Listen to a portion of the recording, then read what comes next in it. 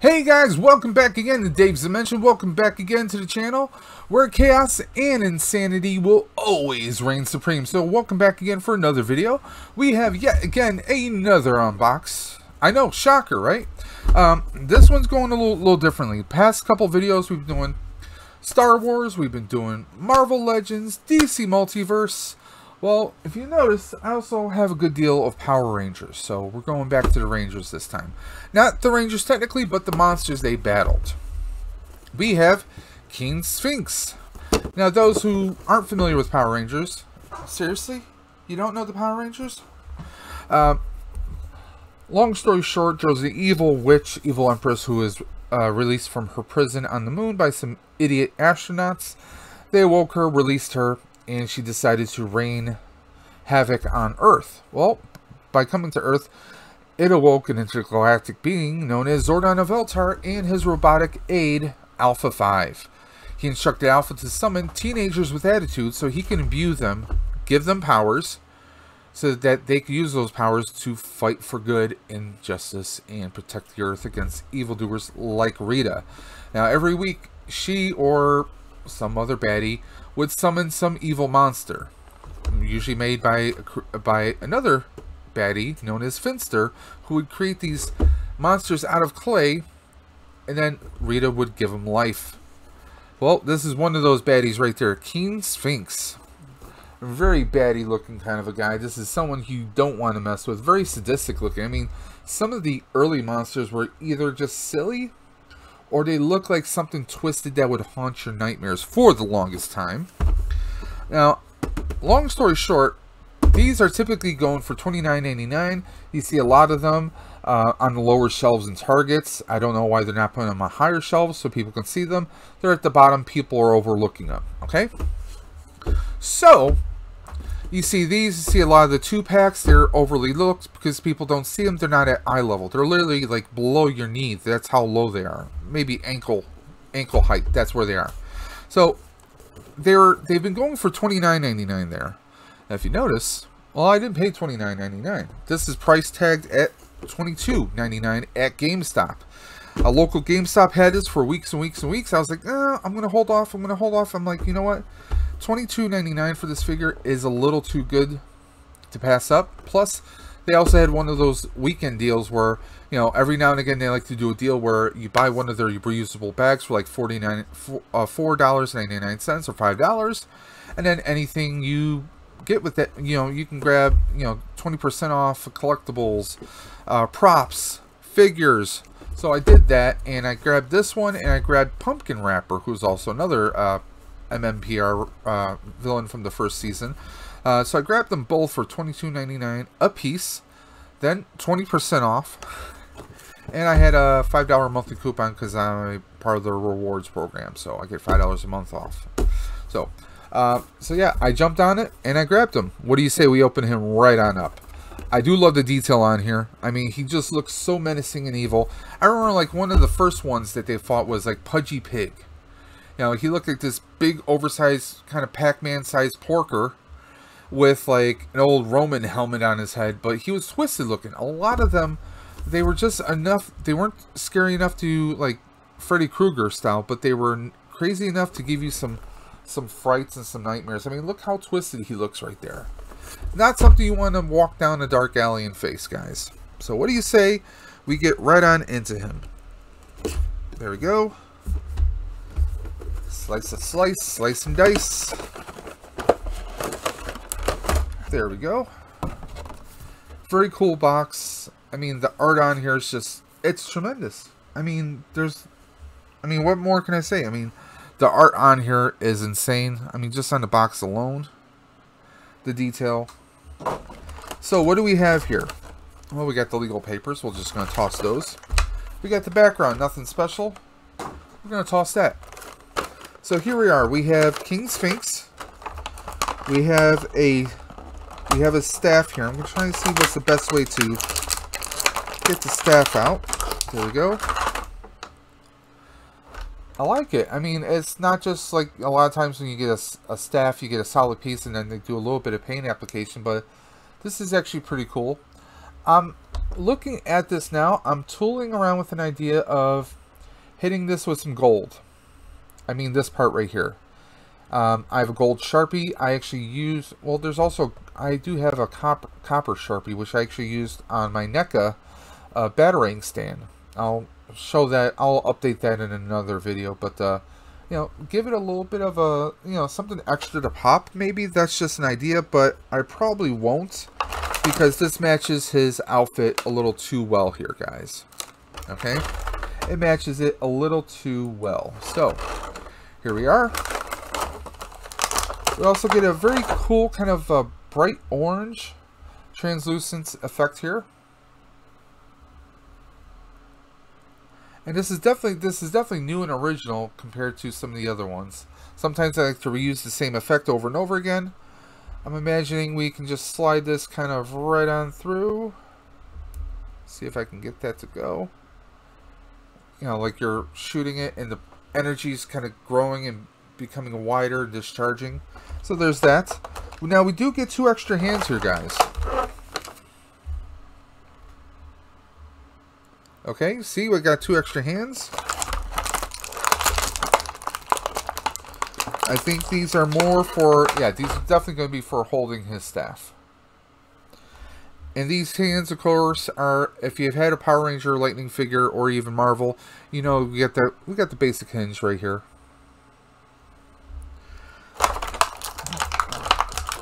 So we get a kind of a, not a fully closed hand, but a grabbing hand, if you will, to hold the staff. And then we get a full-on demon-like fist with some sharp claws right there. And let's just pull King Sphinx right out of here.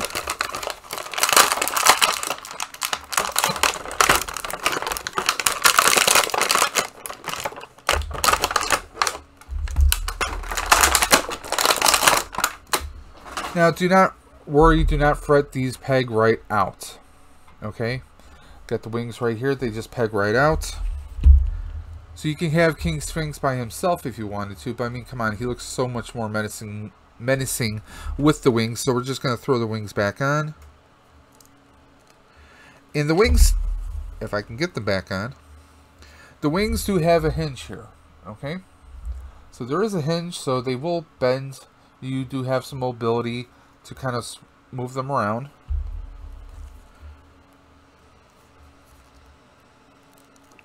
There we go. Got it. Got that one on. Let's repeat it. So there we go. We got King Sphinx. Now, there is a little bit of limitation as to how you can pose the wings. You can pose it like this, or like this. You can kind of do little hearts. Isn't that special? Put a little heart right there. Now, doesn't that look pretty? Couldn't resist it, guys. Like a sadistic kind of church lady meets Bob Ross. Who knew? So there we are. I mean, he has a tail. I mean, he is a Sphinx. Those that don't know, a Sphinx is actually a form of a cat. So, I mean, in ancient Egypt, they did worship cats like crazy. And we do that a lot now. Now, one thing I'm going to have to check out, I'm going to have to rewatch the original episodes of Mighty Morphin Power Rangers, especially the one with King Sphinx. Because there's some weird paint applications here, guys. Down on the upper thighs, like right here. You guys can see that? It's like right there and right there. And also on his forearms. It's a little faded on this one, but it's more pronounced right there. Can you guys see that? I don't know if that's on purpose or not. I'm going to have to watch the original episodes to see if that is purposeful or if that's just weird accidents that happened while they were making him. I mean, it stands out. It's pretty bright right there, guys. What do you think? Do you think that this is something I might want to photograph and report to Hasbro Pulse? I mean, I've done it once or twice before with some paint applications, and we can see some of that also here on his torso, just right above here. But if we position him, it kind of covers it up a little bit right there, guys. So I don't know. I honestly don't know, guys. I mean, it almost looks like when they were painting these pieces, but I mean, you would think that these pieces would have came onto the figure without that being painted on. Now, another thing is, if this was part of the figure, shouldn't we see some of it on the back of the figure? But we don't. At least, not that I'm seeing. I'm going to pull out my glasses, guys. Yeah, I can see the one spot. It's almost like it's covered up here by this little wrap, this little loincloth, if you will. But you pull them out, they're very noticeable here and up here. It's just really odd. So, what do you guys think? Do you think that this is something that should be reported? I mean, they may not, I would think that by now they should definitely be aware of that kind of paint defect. So what I may do is I may actually email Hasbro Pulse and see what we can at least report it. I mean, on my previous videos, I'm not trying to get anything out of this, honestly. In my previous videos, I've reported it because if it is an inaccuracy, then I definitely want to make sure that their quality control knows about it, because, you know, if they're still producing these figures for more stock for like the next year or so, I mean, nobody wants to have, you know, ruined products. I mean, what makes me think it's part of it is because we can see a little bit here, a little bit here on this arm, right here. But then it's just odd that we only see a little spot here and a little spot here. Just seems really odd. What do you guys think? Please let me know in the description below. As far as the build of the figure itself, he's not loose or limp in some parts. The legs, the thighs, the joints, everything is built very nice and thorough. The tail, you can kind of move the tail around. It's on kind of a ball joint, but it is very stiff, but that's perfectly fine. You can even kind of use this kind of like a Matrix thing. He's doing a little Matrix vibe right there.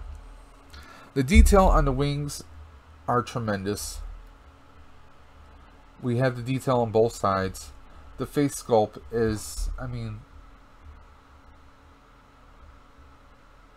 it's phenomenal, guys.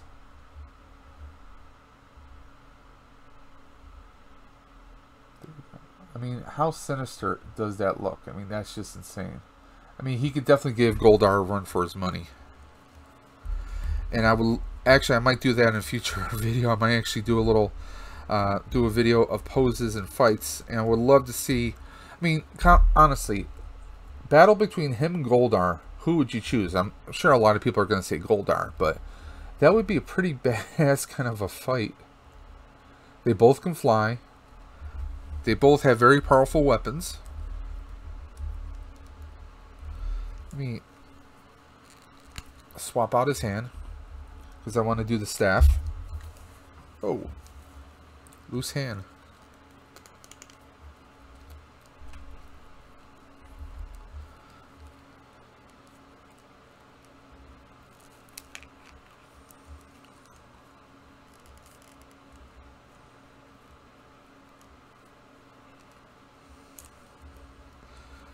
Okay, it's going to be one of those. Can we bend his hand open enough so I can get the staff into it?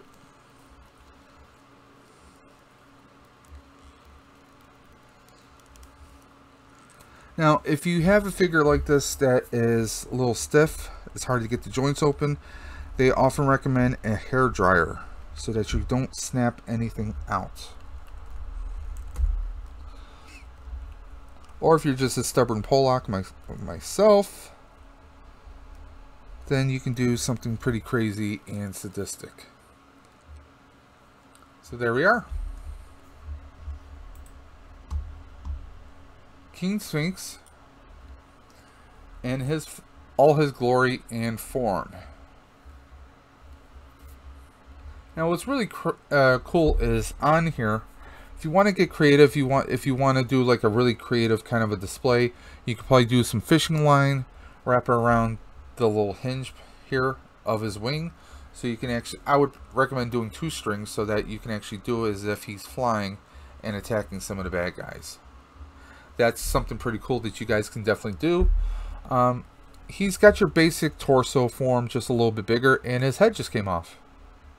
He's lost his head. Or better yet, if you want to do a battle where it's King Sphinx versus Goldar, you can pop his head off and put it right on Goldar's sword, so Goldar is the victor. That's a thing you can do. But by the way, going back to the paint application issue, it definitely looks like the paint that's on here is also there. Just a slightly lighter version of it. I know, it's going to keep bugging me. I need to just relax and chill. I really do. So there we are. King Sphinx, Mighty Morphin Power Rangers Season 1. At least I'm pretty sure it's Season 1. But like I said, I'm going to actually, after this episode, I'm going to pull that up. I believe it's still on Netflix. I'm going to pull it up and do a comparison and try and do some freeze frames so I can compare it to this. It's weird that it's right in that spot there and that spot here. I mean, it just doesn't look natural. It doesn't look even.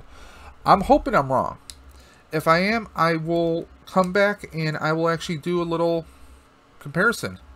I will do a little update for you guys. But I think I might just go ahead and report that. There was a, last time I had an issue, there was a Captain America Worthy from Walmart.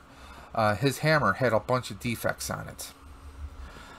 Not just paint defects, but mold. Like the actual imprinting of the plastic was completely off and terrible. If it was just the, you know, the paint of it, I could hit it with some silver or chrome, couple spritz of clear coat, and it could have been perfect. I could have done that myself. But part of it looked like it just, like they ran out of plastic. Like it just wasn't completely filled. And it had issues. I mean, I'm one of those people where I don't like to see, if something goes wrong, you know, Murphy's Law, it happens. Bad stuff happens to people all the time. But if I can do something, if I can report it, if there's something I can do to help make things better, then yeah, I will. So there we are, King Sphinx. If you have the means to cop him, if you can grab him, I highly recommend you do, guys. A very cool, badass creature. Honestly, I really think they need to do more villains. Hasbro Pulse, Hasbro, Power Rangers Lightning, the Lightning team has excelled with the monsters, not much with the human faces. That's why a lot of my Power Rangers, pretty much all of them, I don't really use the faces because, I mean, the sculpts really don't look that great. The only ones that they've really excelled at, I think Jason Scott Lee, the original Red Ranger, and also Tommy, aka Jason David Frank. Those 2 faces they've done tremendous with. Some of the other faces, not so much. Billy just looks like some weird, goofy cartoon nerd. Even Zach did not look great. I haven't had a Kim or a Trini figure, so I really can't comment on their faces all that much. But I mean, they do seem to kill it with the monsters. I mean, Zed was phenomenal, both versions of him. Both versions of Goldar turned out pretty well, except for some paint inaccuracies. Even Rita turned out pretty well. I don't have Rita, but a friend of mine did, and I saw his collection, and she looked fantastic. So, King Sphinx, if you liked them, give me a thumbs up. If you didn't, give me a thumbs down. If you have some comments, some questions, some concerns, some queries, opinions, share them down in the comments section below. Or better yet, if you want to send me an email, hit me up at davesdimension78 at gmail.com. Once again, that's davesdimension78 at gmail.com. So, there we are. If you like this video, hit that red button right below. Hit that bell for notifications, and I will see you on the next one, guys. Thank you for tuning in, and as always, keep on busting, and I will catch you on the flip side.